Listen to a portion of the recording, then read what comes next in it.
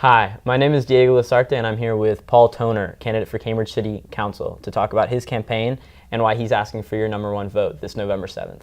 Hi, Paul. Hi, Diego. You have deep roots in Cambridge. Can you tell us a bit about your personal and your professional background in this city? Sure.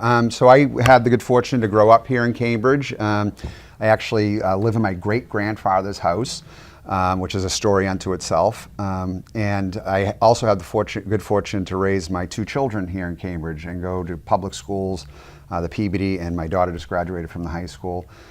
It's been just a wonderful experience living in Cambridge and having grown up in a community that is all about taking care of one another. And I had some great role models growing up. I had lots of people in the neighborhood who are public servants, teachers, firefighters, police officers, and then some of my political heroes were Tip O'Neill and John Fitzgerald Kennedy and other local politicians here in Cambridge. And I've just been the beneficiary of so much from the city of Cambridge throughout my life.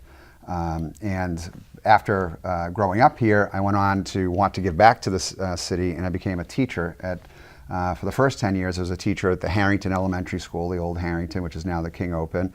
I got involved with the Teachers Union, and I became the president of the Cambridge Teachers Association for several years. And I went on to be the vice president and president of the Massachusetts Teachers Association, the largest union in New England, actually. And I represented 110,000 public educators throughout Massachusetts.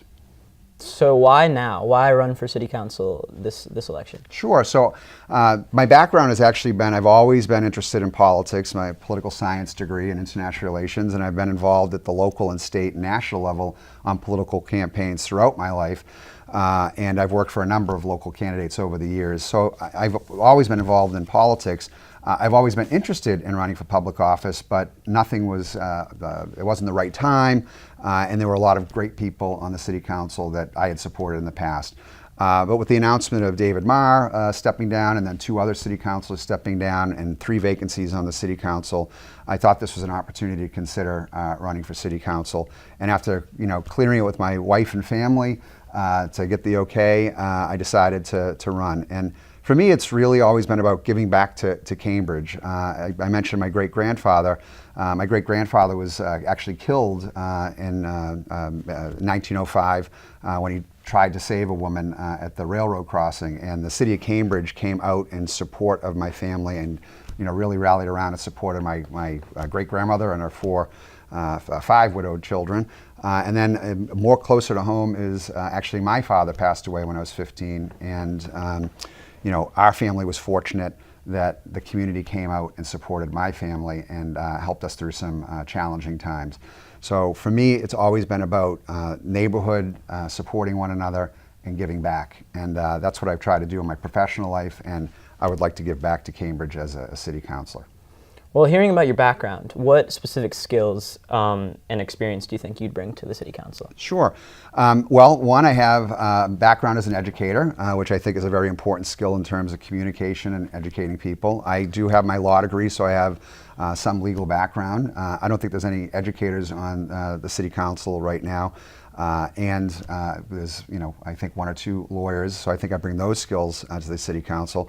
I've also got a long background of working with lots of people from different interest groups on legislation, policy, and really being able to work together in a collaborative fashion to reach consensus on the issue. So I think those are the major skills that I bring to the table, and I'd like to bring those to the city council.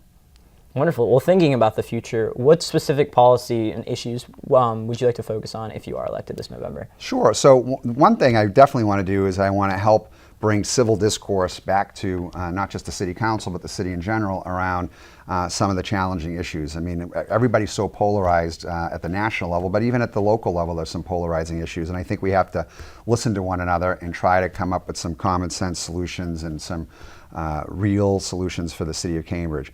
The areas that I'm thinking that need the most attention right now are communication with our residents. I mean, I'm hearing on the campaign trail that a lot of people don't feel like that the council and the city are hearing their concerns. So I'd like to be a better communicator with folks and have that two-way dialogue. On the issues that I hear the most about, mainly housing and traffic and bicycle safety, a number of those issues, I think we have to have a real deep conversation about long-term planning, and especially I think it needs to be a regional approach, because Cambridge isn't going to solve all those problems all by ourselves. And then finally, I'd like to have us develop career pathways to prosperity for all of our residents, our young people and young adults, because everybody should be accessing the global knowledge-based economy that we have here in Cambridge. Yeah, wonderful. I'm sure many viewers are curious how they can get involved. What would you say are the best ways to help out? Sure. Well, hopefully you've seen some of my campaign literature out there on your doorsteps. We are out there visiting, but you can go to my website at www.tonerforcambridge.com. You can find all the information you need to get in touch with us to volunteer for the campaign and learn more about my background. Thank you so much. Thank you very much, Diego.